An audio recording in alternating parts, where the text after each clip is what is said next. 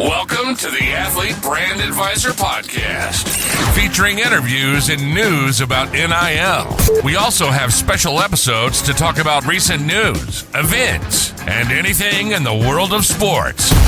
The podcast is brought to you by Pliable, a full-service marketing company, an NIL agency that educates and empowers athletes to build their athlete brand. Now, here's your host, Glynn. Thanks and welcome to the Athlete Brand Advisor Podcast. In this episode, we're talking about NIL. We're talking about contracts, negotiating, and networking. And we're joined by my good friend today, Johnnie Perkins, who's going to tell us all about the world of NIL and why he is, as I like to say, all in. And he was a former student of sports management worldwide. He took the NIL course. Now he is a specialist in NIL compliance, athlete services, and a strategist when it comes to NIL. He is a mover and a shaker, and he's got a huge network to prove it. Johnnie, welcome in. Hello, Greg. How are we doing today? Excellent. I'm glad to be able to connect with you. You were such a great student for sports management worldwide, and now you have really embraced the NIL space, and you are doing some amazing things. And I think you're an amazing person to talk to for people that are trying to think about, well, what could I do in the NIL space? What could I, work with athletes? Could I work on contracts? Could I be an agent? Could I start an agency? Do I get involved in the educational side? And you've really tapped into a lot of different people to kind of figure out what you want to do. But I want to start with your background, because I think that's such an important piece of why you're so passionate about what you want to do in the NIL space. So hit us with it as to where you started your career and how you ended up here. Well, I have to tell you, college sports has entered the golden era. When you look at the Final Four in the college football playoff, Indiana, Ole Miss, two of the four. Indiana is a basketball school, and Ole Miss hasn't really had that tradition. So ratings are up, excitement is booming, campuses are alive, and it's not just football. Look at women's basketball and softball, and the list goes on with all the different sports. For me, I am just passionate about sports in general, particularly college sports. And I have been a coach. I am a baseball umpire and football referee. My background is in strategic operations in the public and private sector, where I manage budgets from $100 million to $1.4 billion. I've been involved in compliance and regulatory compliance, and there's a difference. Compliance deals with what I call internal information or policies, and regulatory compliance deals with what I call external rules and regulations. I have deep experience in contract negotiations and contract development and implementation. I used to work for a union, and when I was in the public sector, as I did continue my work there, I've served on both the labor and management side. So I know how to write a contract and how to negotiate a contract. In fact, I negotiated a $1.4 billion first ever project labor agreement in a municipality that created thousands of jobs. So proud of that. Relationship management. I never lost a line of business when I'm out negotiating contracts or growing business. And that's really important to return on investments. I have a financial management background in auditing and running big, large budgets, and also have a background in advocacy with people, student athletes. I created a program at the YMCA that not only was sports related, but involved student athletes who were getting into high school and college and kind of developing their skills and helping advocate for them as they move forward, not only on the sports side, but the academic side. And I look at what people have done. Darren Heitner, who writes a newsletter that I read weekly called Newsletter Image and Likeness. And Darren was recently talking about Damon Williams, the Damon Williams case, University of Washington. And what I love from a contract negotiator standpoint is how it was done with no yelling, no one raising their voices, no going to court. People sat down, were calm, and got it done. And that's how you negotiate contract negotiations. And I have that background. And those backgrounds and skill sets, I believe, are unique to someone like me who's served in both the public and private sector. the relationships now between an athlete, their coach, the athletic department, and even their teammates, etc. Now with everything with NIL, it really is more important than ever. It really is, and what's also important, there's that relationship is key. It's important to maintain connections to build those relationships. I often said if you don't have someone's cell phone number, you really don't have a key relationship in business in terms of making progress. But that student athlete and student athlete family relationship is really important because they've got to know three things. One, they have to know that NIL rules in high school, NCAA, NAIA, and junior college, they're not one size fits all. For example, in baseball and football, we have a rule book, and we follow those rules, and we adhere to those rules. There are different rules at different levels that student athletes in that relationship development need to understand. Number two, you've got to understand state law and school policy. Every state has different NIL laws. Everyone is different. There's different rule books, if you will, in each state. And you don't want to compromise a student athlete's eligibility. So you got to understand those. And some state high school associations approve of NIL deals and some don't. And so you have to understand what those look like. And then lastly, I want to say there's so many NIL opportunities. NIL is an ecosystem. It's at every level. There's been a lot of discussion about the transfer portal and the big 7-figure, 5-star quarterbacks that are getting these deals.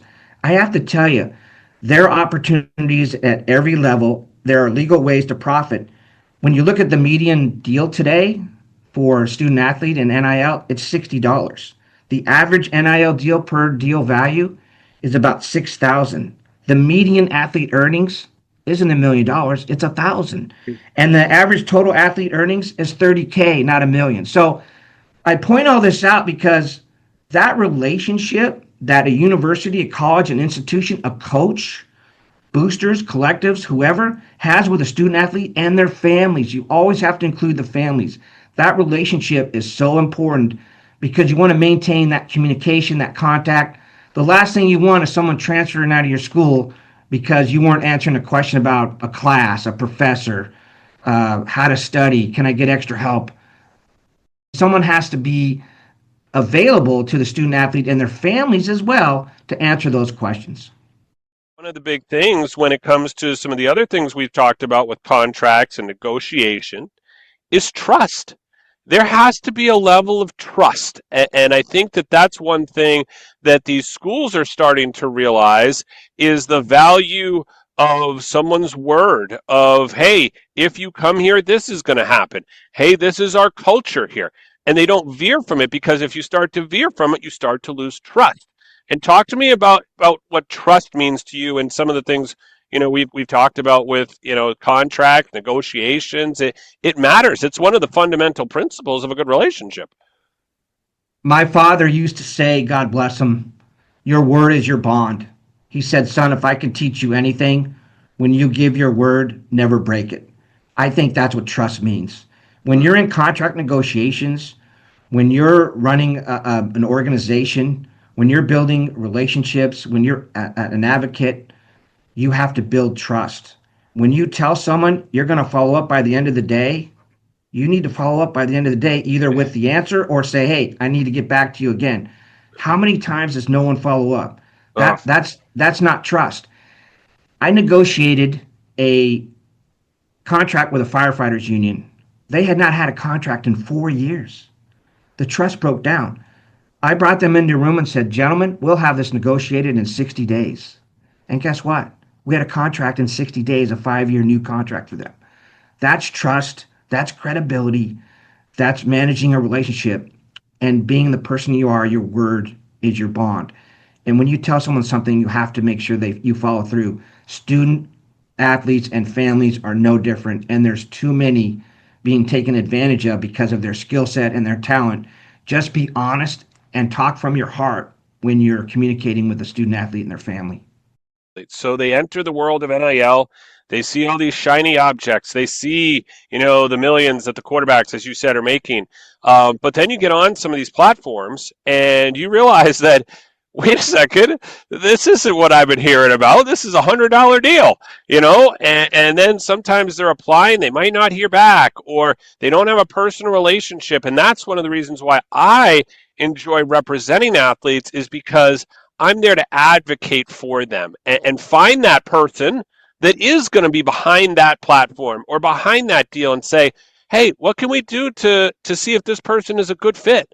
And many times I'm reaching out on LinkedIn, trying to find that brand contact, whether it's going to be a marketing manager, a community marketing manager, anybody that is going to be touching what I think could be athlete relations or influencer marketing. And that's how you have to do it. You got to build those relationships. I know you're a big LinkedIn guy. Talk to me about what you've done with your LinkedIn. I have built relationships with NIL parties in that name, image, likeness, and college sports world. And I built it with athletic directors, compliance officers, regulatory directors, coaches, and student athletes. And I've been asking a lot of questions about what's working, what's not working, where should we be going, who should we be talking to, but just being honest and building out that network and keeping up with information. Every morning I have a routine I do, and one of those is spending 2 hours. Sometimes I don't get into it every day, the 2 hours, but that's the goal. There are so many resources in NIL, and I read everything. Christy Dosh is one. I think she's the NIL foremost expert. I'm right now reading her book, The Athlete's NIL Playbook.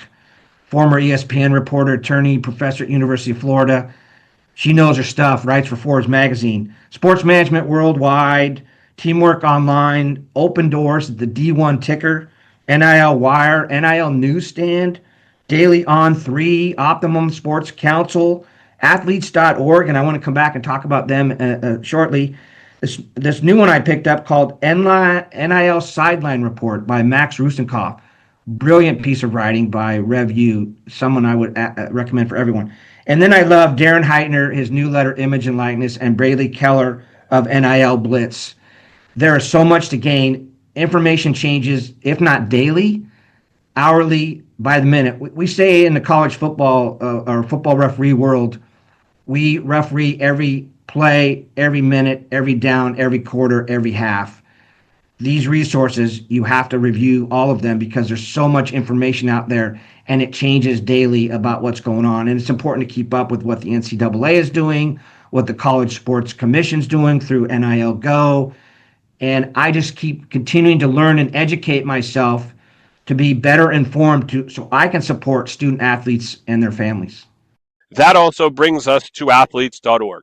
So they are the Players Association for college sports. They've tried to really take a strong hold, and they've been able to recruit several thousands of athletes to join their organization, which is so important, Johnny, because as somebody who's in contract negotiations, you know that if you have support, you can get stuff done. And I think what they've done to try to get the voice of the college athlete out there by having real athletes who are in this world, that's a huge leg up for them. And obviously they're working on a pretty extensive collective bargaining agreement that would be really beneficial in many different ways for college athletes. There's so much to say about collective bargaining. And what I will say is this. First of all, the work by athletes.org and the document they put together, terrific work. I've read it a couple times. I like to read things a few times to really, not just to read it, but to really absorb it and understand it. I always say, listen here to understand, and you have to do that. So love what they're putting together. Our approach in contract negotiations was always the word no doesn't exist, and we don't know the definition of maybe. There's always a way to get something done. I used to love when people would say, Perkins, you guys can't get that contract done. Well, let me show you. I'd have people come in at 3 o'clock and I'd say, hey, guess what? No one's going home for dinner unless we have a contract negotiated. And guess what? We get the contract negotiated. I've already mentioned the project labor agreement, San Diego, the firefighters contract we negotiated. But there's a challenge with this. There's different labor laws in every state. 1, 2, there's right to work states. And three, there's a little entity called the National Labor Relations Board that you have to have conversations with. Now, I'm a big guy on challenges. I love them. I love when someone says, "Hey, you can't do it." I love that. "Oh, you can never do that. Never going to work. You can't win that contract." Well, okay, watch us. We're gonna do it. I think there's a way to do it. It's just going to take some. It's a heavy lift, but building those relationships, bringing in people that have contract negotiations development experience, understanding collective bargaining, is going to advance that with the goal ultimately to protect the student athlete and their families, but also the institutions, the universities and the colleges. Let's not forget them. Everybody needs to be protected. And there's so much negative energy out there, whether it's on collective bargaining or the CSC or whomever. Stop it. Bob Newhart has this great skit he does. It's just called Stop It. 2 words, stop it. Stop it. Let's sit down. Let's exude some passion and positive energy and get these deals done. There's so much excitement in college sports with men and women, Division 1, 2, 3, NII, you name it. Let's get excited about what we can do for these student athletes because most of them aren't going to pros. This is the end of the line, and let's help them be as successful, not just financially, but after college and whatever career path they choose.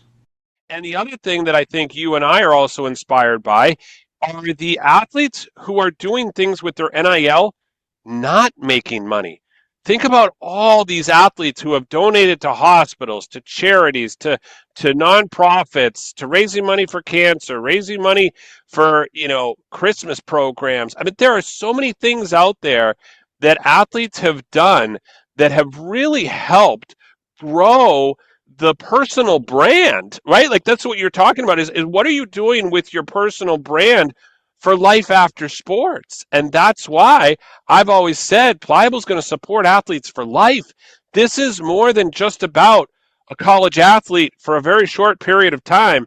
This is about what a college athlete can do to leverage their name, image, and likeness, and then go get a job in the real world or go get that pro sports career that they may desire, because 98% of athletes aren't going pro. That is correct. And I love that. I love what name, image, and likeness can do for the student athlete beyond their playing days. And a perfect example is a book called The Magic Cleats, which I happen to have, and definitely inspirational. These 2 young ladies who are working through informing people about cancer awareness and what they're doing, and I just love how they're promoting and advocating for who they are and what their goals are to ensure that they're bringing cancer awareness throughout the world. And I just think that's a great inspiration.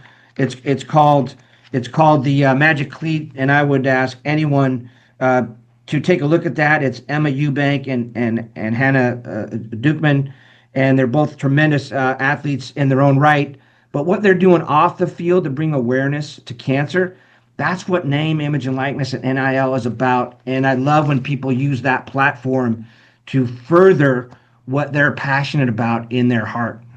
It's a great story too. Obviously, the book written by myself and my daughter, and Emma now at Vanderbilt University getting her PhD in cancer research. I mean, that's just a great example of what these athletes want to do, and kind of a related story to that, Johnny. It's amazing how it's contagious.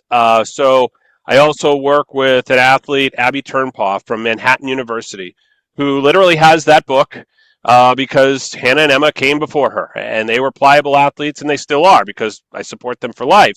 And I tell every athlete that I meet with, whether they sign on with Pliable or not, I tell them that story because I'm trying to recruit people that are similar in character to those 2, because I look at them as the pedestal. Those are 2 of the most amazing people I've ever met in my life. And now Abby Turnpaugh wants to do the same thing. She has seen what they did, and she's come to me and said, how can I get more involved in cancer research?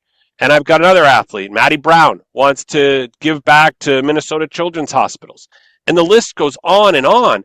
And this is stuff where athletes are donating funds from their name, image, and likeness, which I think is so cool. And I think, too, Johnny, as we kind of talk about relationships, it's so important to give back to your community. That is the key. It's not just the monetization you get from playing sports. It's how do you pay it forward? How do you give it back? How do you recognize not just your community, but the sport itself?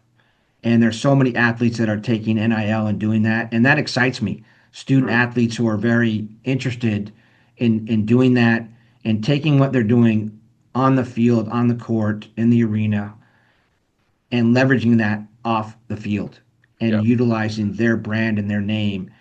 But more importantly, what I like is their passion that's in their heart. And that to me speaks volumes about how important it is that we're working with our student athletes, being advocates for them and ensuring they have all the tools and resources they need, that they're educated about what NIL is. A lot of colleges now are required to provide that education. Some are doing it and some aren't. We want to make sure that they know there's tax implications when you get revenue from revenue sharing or NIL deals. There's tax implications, and you got to understand each state has a different level. Some states have no income tax, others have a flat rate, and others, like this great state of California, it's 13.3%, which is the highest of any of the 50 states. So you have to understand that, and then you got to understand the contract. A deal, as a contract negotiator, a deal's a deal. When you execute and sign it, we have an agreement, and we have to make sure the athletes know you got to read. Remember, you got to read to learn and understand, and that's really important. But we have to help guide them as they. I mean, I don't know about you, Greg, but at 18, 19 years old, I didn't know anything about a contract. Are you kidding me? I was just trying to get to my classes on time. Right. Yeah. Well, I think speaking of classes, a great opportunity to talk about the importance of education in this space. Definitely need more of it. That's why I'm proud to be the professor for the NIL course for sports management worldwide. And I want to also give out the promotional code for those of you who are listening to this episode, because you are invested. You've obviously come to listen to this episode, and you want to do more probably in this NIL space. You maybe want to learn more about the NIL space. And you can use the promo code Pliable100 and get you $100 off a course. So I encourage you to do that so that you can then get educated yourself. And if we can pay that forward, that's what we want to do here. So I wanted to be sure to mention that. Now, Johnny, you've taken the course. You've done all these things. You've built your network. You are in this world every day. What is the next step for you? What are you looking to do here, endgame? Just one thought on the sports management worldwide in the course. It was a great course. My interest really in NIL started back in 2015 when Ed O'Bannon, as a UCLA alum, filed his case, and it really changed my thinking about what that looked like and really got me interested as a baseball umpire, football referee, and coach. But a shout out to Dr. Glynn Lashbrook. Here's a guy who runs an organization every Sunday, and I mean every Sunday.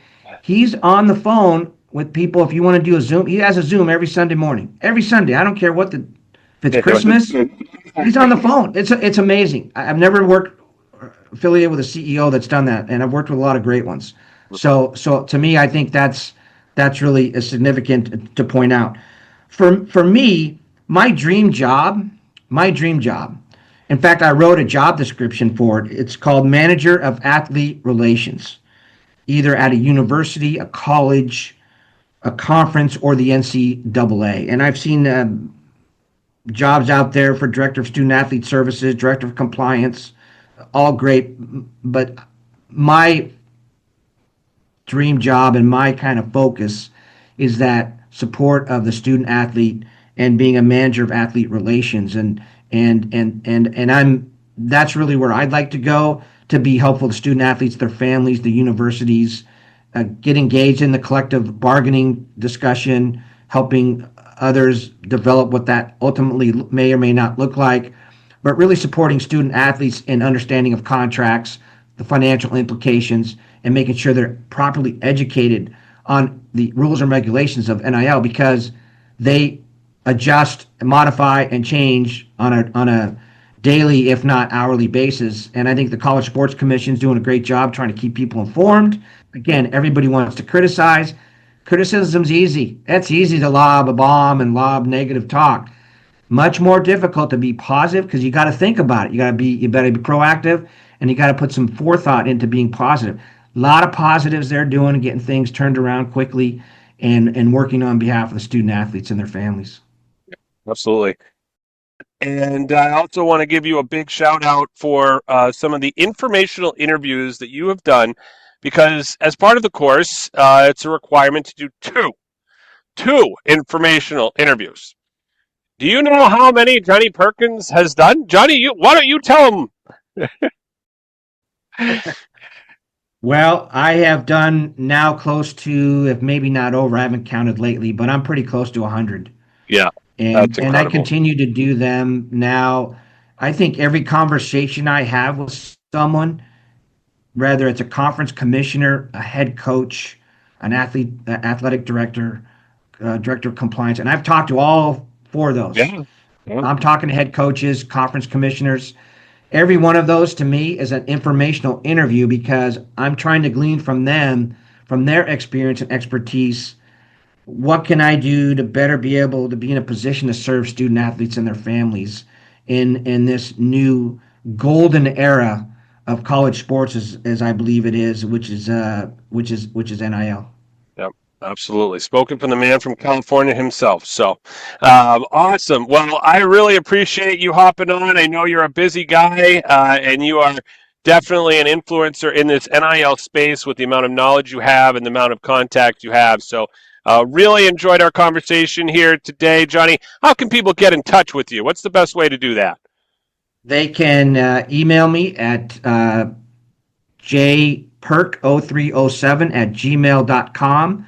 You can also go to my website, johnnyperkins.com, and leave me a message there, and I will get back to you as soon as I can. And I'm going to throw this out, my cell phone.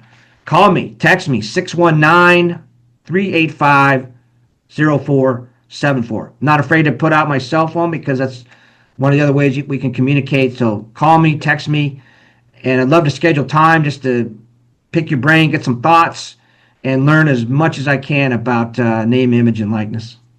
Awesome. Well, Johnny, it's been a pleasure as always, and that's going to do it for another edition here of the Athlete Brand Advisor Podcast. I'm Greg Glynn. We're glad you could tune in, and have a great day, everybody. Thanks for listening to the Athlete Brand Advisor Podcast. Be sure to check out the show notes from today's episode and catch up on recent episodes at pliablemarketing.com. Be sure to follow at Pliable MKTG on social media to follow athletes who have NIL representation and work with Pliable. Have an idea for our podcast? We encourage you to share topics and guest ideas by emailing our production staff at info@pliablemarketing.com. We love hearing from our loyal listeners, so jump in and be part of the podcast because, well, that's how we roll.